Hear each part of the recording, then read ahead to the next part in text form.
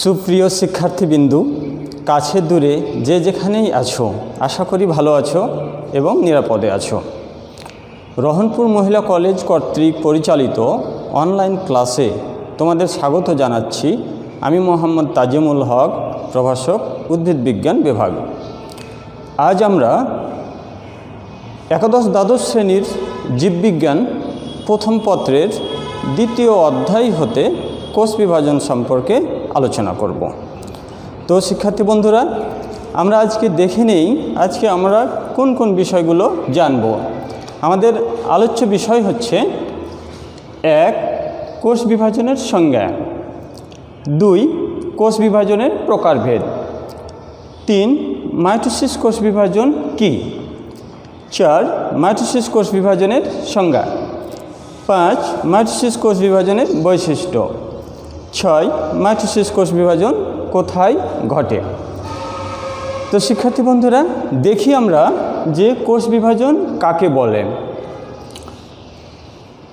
যে প্রক্রিয়ায় জীবের বৃদ্ধি ও জননের উদ্দেশ্যে কোষের সংখ্যা বৃদ্ধি ঘটে তাকে কোষ বিভাজন বলে। আমি আবারও বলছি, তোমরা দেখে নাও। যে প্রক্রিয়ায় জীবের বৃদ্ধি ও জননের উদ্দেশ্যে কোষের সংখ্যা বৃদ্ধি ঘটে তাকে কোষ বিভাজন বলে। এবার আমরা দেখব কোষ বিভাজন কত প্রকার, অর্থাৎ প্রকারভেদ। আমরা জানি উদ্ভিদ ও প্রাণীদেহে 3 ধরনের কোষ বিভাজন দেখা যায়, যথা 1. অ্যামাইটোসিস, 2. মাইটোসিস, 3. মিয়োসিস। তো শিক্ষার্থী বন্ধুরা, আমরা জানলাম কোষের সংজ্ঞা, আমরা জানলাম কোষের প্রকারভেদ। এবার আমরা জানব মাইটোসিস কোষ বিভাজন কী।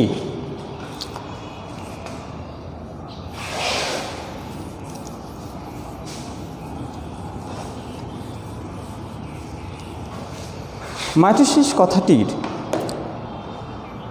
বা মাইটোসিস শব্দটির প্রকৃত অর্থ হচ্ছে নিউক্লিয়াসের বিভাজন, কিন্তু অনেকে ব্যাপক অর্থে সমগ্র কোষের বিভাজনকে বোঝানোর জন্য মাইটোসিস কথাটি ব্যবহার করে থাকেন। কেউ কেউ বিভ্রান্তি এড়াতে সমগ্র কোষের বিভাজনকে মাইটোটিক সেল ডিভিশন নামেও অভিহিত করেন। তো আমরা জানলাম কি, যে মাইটোসিস শব্দের প্রকৃত অর্থই হচ্ছে নিউক্লিয়াসের বিভাজন। এবার আমরা দেখব বা জানব মাইটোসিস কাকে বলে বা মাইটোসিসের সংজ্ঞা। মাইটোসিস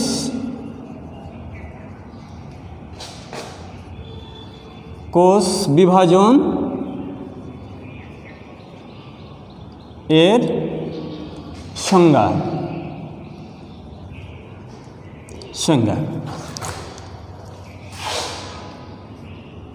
যে জটিল ও ধারাবাহিক প্রক্রিয়ায়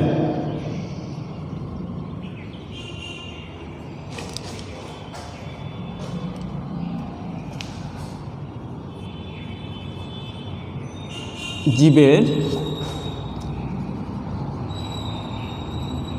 মাতৃকোষ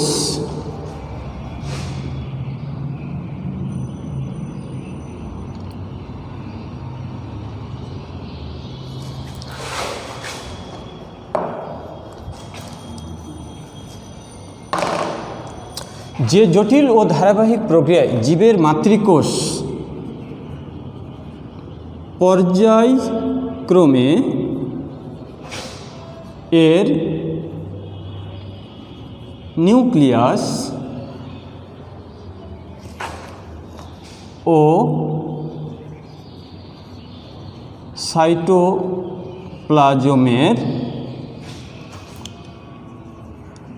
মাত্র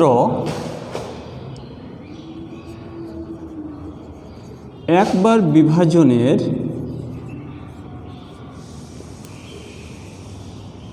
মাধ্যমে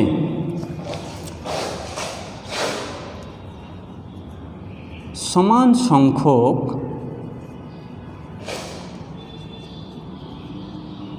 ক্রোমোজোম বিশিষ্ট ও সমগুণ সম্পন্ন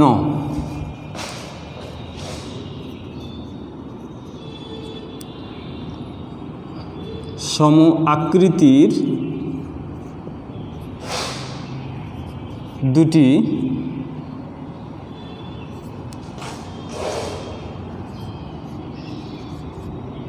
অপত্য কোষের সৃষ্টি করে তাকে মাইটোসিস কোষ বিভাজন বলে।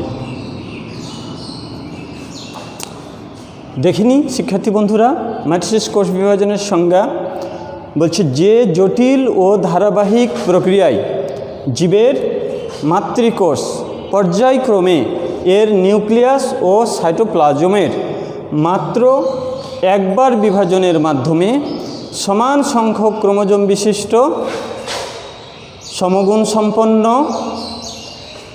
সম আকৃতির দুইটি অপত্য কোষের সৃষ্টি করে তাকে মাইটোসিস কোষ বিভাজন বলে। তাহলে আমরা মাইটোসিস কোষ বিভাজনের সংজ্ঞা জানলাম। এবার আমরা জানব মাইটোসিস কোষ বিভাজনের বৈশিষ্ট্য।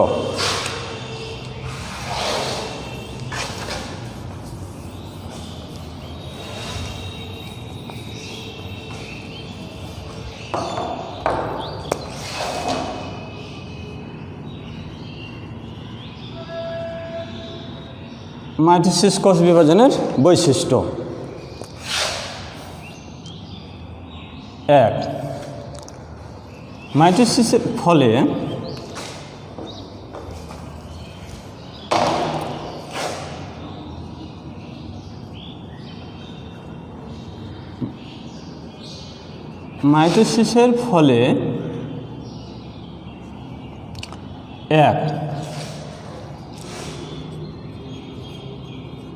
একটি নিউক্লিয়াস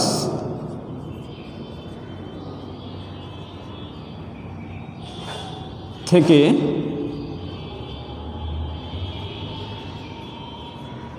দুইটি নিউক্লিয়াসের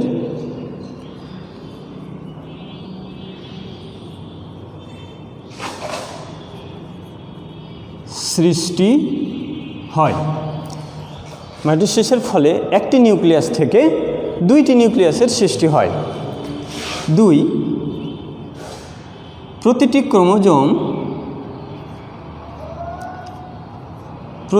ক্রোমোজোম লম্বালম্বিভাবে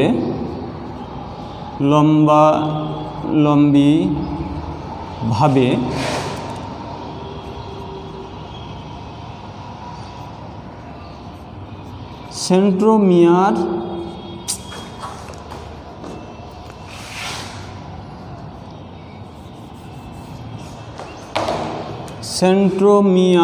সহ প্রতিটি ক্রোমোজোম লম্বালম্বিভাবে সেন্ট্রোমিয়ার সহ বিভাজিত হয়ে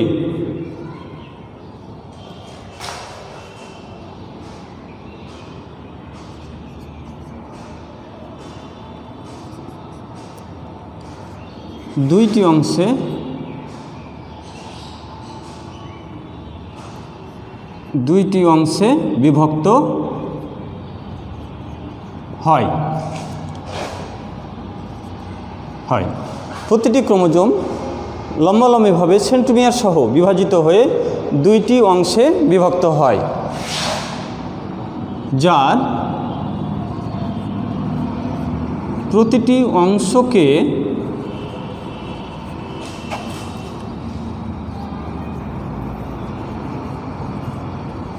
ক্রোমাটিড বলে। তাহলে কি দেখলাম? একটি নিউক্লিয়াস থেকে দুইটি নিউক্লিয়াসের সৃষ্টি হয়। 2. প্রতিটি ক্রোমোজোম লম্বালম্বিভাবে সেন্ট্রোমিয়ার সহ বিভাজিত হয়ে দুইটি অংশে বিভক্ত হয়, যার প্রতিটি অংশকে ক্রোমাটিড বলে। 3. ক্রোমাটিডগুলো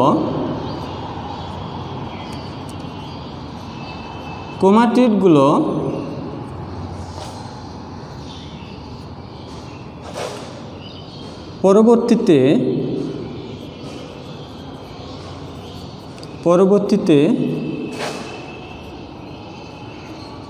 অপত্য ক্রোমোজোম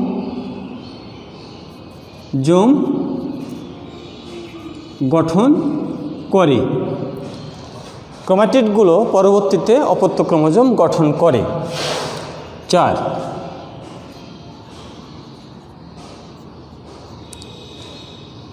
অপত্য ক্রোমোজোমগুলো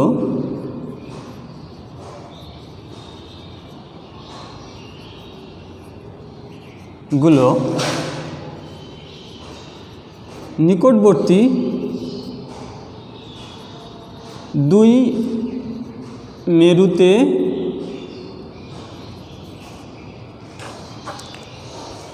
অপত্য ক্রোমোজোমগুলো নিকটবর্তী দুই মেরুতে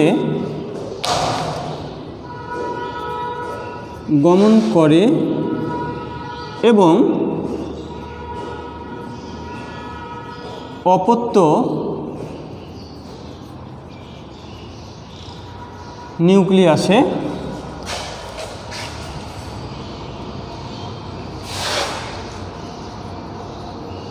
প্রবেশ করে। অপত্য ক্রোমোজোমগুলো নিকটবর্তী দুই মেরুতে গমন করে এবং অপত্য নিউক্লিয়াসে প্রবেশ করে। 5,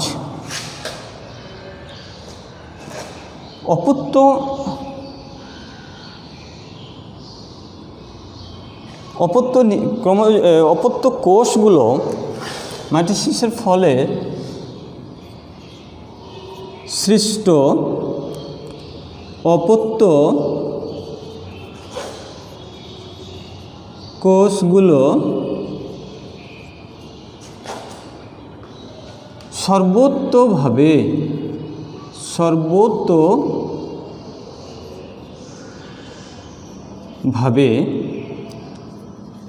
সমগুণ সম্পন্ন হয়। তাহলে মাইটোসিসের ফলে সৃষ্ট অপত্য কোষগুলো সর্বতোভাবে সমগুণ সম্পন্ন হয়। মাইটোসিসের ফলে সৃষ্ট অপত্য কোষগুলো বৃদ্ধিপ্রাপ্ত হয়ে মাতৃকোষের সমান হয়। মাতৃকোষের সমান হয়। মাইটোসিসের ফলে সৃষ্ট অপত্য কোষগুলো বৃদ্ধিপ্রাপ্ত হয়ে মাতৃকোষের সমান হয়। মাইটোসিসের ফলে সৃষ্ট অপত্য কোষগুলোর ক্রোমোজোম সংখ্যা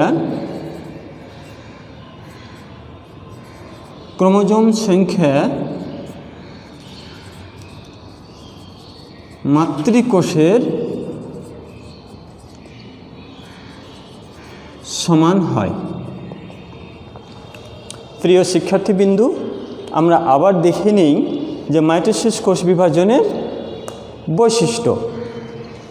মাইটোসিসের ফলে বা মাইটোসিস কোষ বিভাজনের ফলে একটি নিউক্লিয়াস থেকে দুইটি নিউক্লিয়াসের সৃষ্টি হয়। মাইটোসিসের ফলে প্রতিটি ক্রোমোজোম লম্বালম্বিভাবে সেন্ট্রোমিয়ার সহ বিভাজিত হয়ে দুইটি অংশে বিভক্ত হয়, যার প্রতিটি অংশকে ক্রোমাটিড বলে। 3, ক্রোমাটিডগুলো পরবর্তীতে অপত্য ক্রোমোজোম গঠন করে। অপত্য ক্রোমোজোমগুলো নিকটবর্তী দুই মেরুতে গমন করে এবং অপত্য নিউক্লিয়াসে প্রবেশ করে। মাইটোসিসের ফলে সৃষ্ট অপত্য কোষগুলো সর্বতোভাবে সমগুণ সম্পন্ন হয়। মাইটোসিসের ফলে সৃষ্ট অপত্য কোষগুলো বৃদ্ধিপ্রাপ্ত হয়ে মাতৃকোষের সমান হয়। মাইটোসিসের ফলে সৃষ্ট অপত্য কোষগুলোর ক্রোমোজোম সংখ্যা মাতৃকোষের সমান হয়। এবার আমরা দেখব মাইটোসিস কোষ বিভাজন কোথায় ঘটে।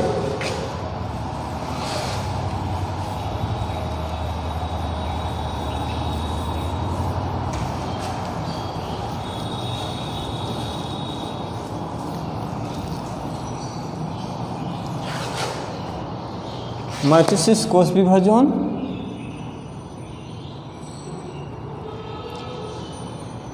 কোথায় ঘটে? আমরা জানি উন্নত উদ্ভিদ ও প্রাণীর দেহকোষ মাইটোসিস প্রক্রিয়ায় বিভাজিত হয়। উদ্ভিদের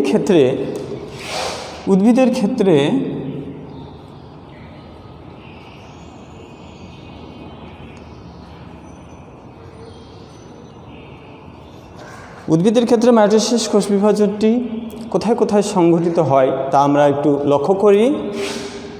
1. মূল ও কাণ্ডের অগ্রভাগ। 2.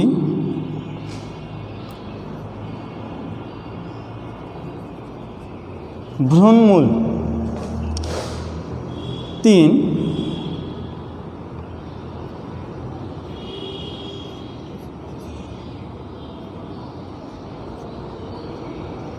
ভ্রূণ মুকুল। মূল ও কাণ্ডের অগ্রভাগ, ভ্রূণমূল, ভ্রূণমুকুল, পুষ্পমুকুল,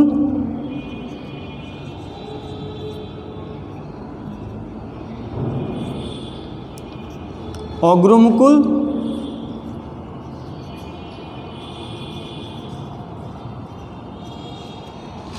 ছয়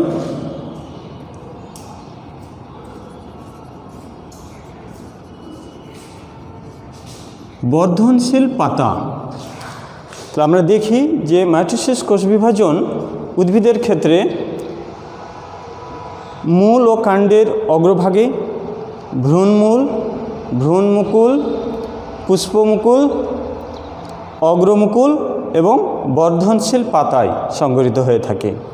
এবার দেখব প্রাণীর ক্ষেত্রে।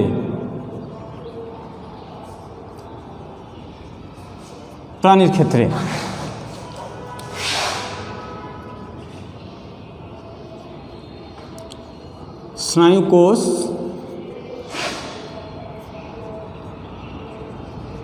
পেশিকোষ,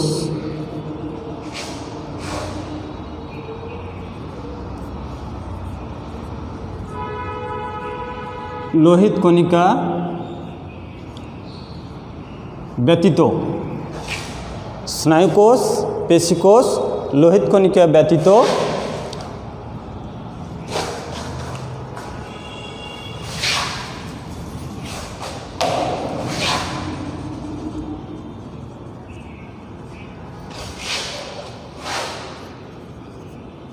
সকল দেহকোষ এই প্রক্রিয়ায় বিভাজিত হয় বা মাইটোসিস প্রক্রিয়ায় বিভাজিত হয়।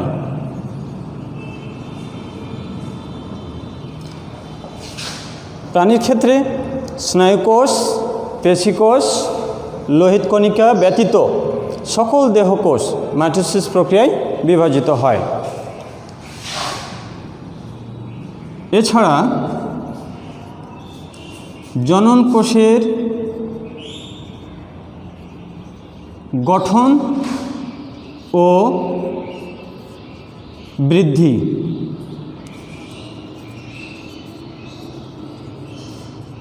মাইটোসিস প্রক্রিয়ায়